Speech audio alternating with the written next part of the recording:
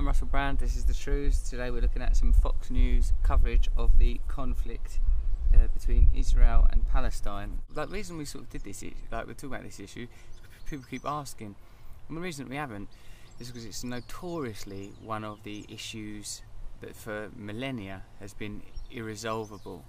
So how will we tackle this age-old problem? Well, we don't know. We'll know in 5 minutes. It is 4 in the morning in Israel, and we are hearing artillery shells constantly landing in Gaza tonight.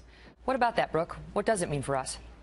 Well, I think it means that we have to pay attention very, very closely, because there are several reasons why Americans should care very deeply about this current conflict. And number one, because of 9/11, because Hamas and Al-Qaeda are the same type of Islamist terrorist groups that are theologically motivated with the goal of destroying the West. I see, they're really complicating it already, because of course one of their key components is, I think, as much as I understand, with the Middle Eastern conflict is the military and economic relationship between Israel and the United States, often with Israel seeming like a partner of the United States in this conflict, certainly with their sort of financial and military arrangements. It seems necessarily that America need ideological allies in the Middle East. That seems to be a big part of it, doesn't it? That seems to be playing a part. So I guess America does have a role to play in this. And Hamas is attacking Israel, not because it's engaged in some sort of civil rights battle for the Palestinian people, for Palestinian sovereignty. Although, if they were, it would be a legitimate one, because Palestinian sovereignty was agreed, and their borders have been continually impeached upon since the establishment of Israel. What we're seeing right now is the media is misrepresenting what's going on the ground. It is accusing Israel of engaging in war crimes, even though Israel... They're highlighting the civilian casualties, which are all on the Palestinian side. But you know how you have to look at the statistics sometimes? I think there's been 230 civilian deaths for Palestinians and only 1 Israeli death. With the powerful lies the obligation. In any situation where there's an imbalance of power, the ones with the most power can have the most impact. The United States, if they're in a conflict with Vietnam, they've got more power, so they've got more power to make the situation worse, more power to make the situation better. So seemingly, militarily at least, Israel are more powerful in this situation. When you describe them, of course, one wonders how could this ever be resolved? Egypt is trying to broker this truce and find a peace between the Palestinians and the Israelis. But I heard about that peace deal. They didn't talk to the Palestinians properly. Palestine aren't being incorporated into any kind of diplomatic process. Apparently, whenever they've got near to peace deals, they have not been respected. Whenever borders have been agreed upon, that's not been observed. And you can have a look at a map of the way that Palestinian territories have been encroached upon since the establishment of the State of Israel. It's pretty harrowing.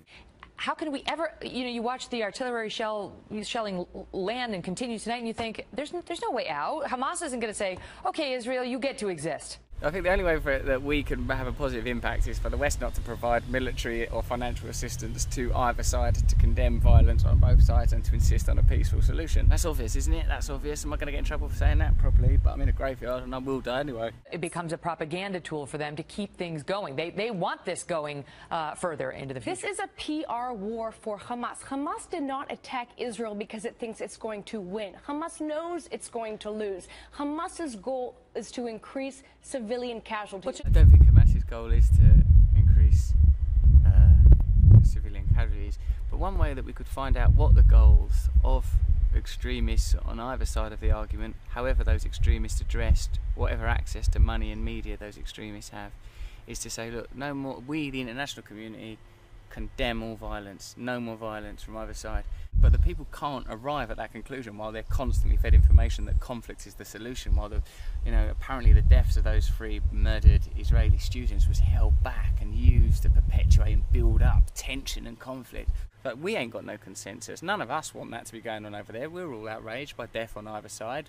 We ain't got no voice. It's being made by people that are not accountable to us.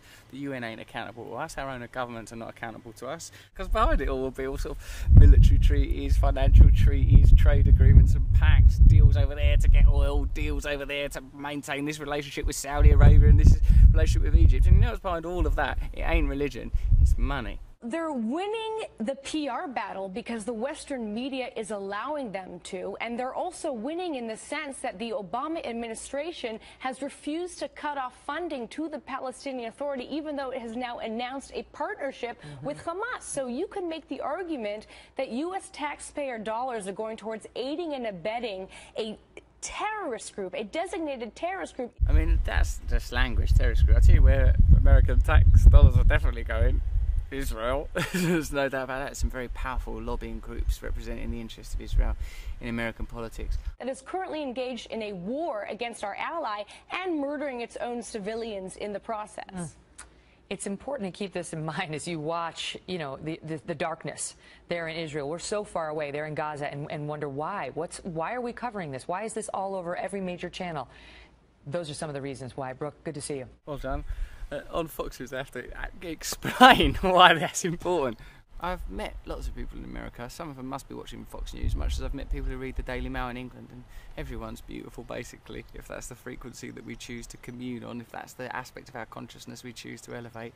So I suppose that the only thing we can do is, as one, make a decision that we want peace, not to support or perpetuate violence by funding military activity on either side. That is some truths, that is some complex truths. But before you get anxious, remember, you'll be dead soon. Bye-bye.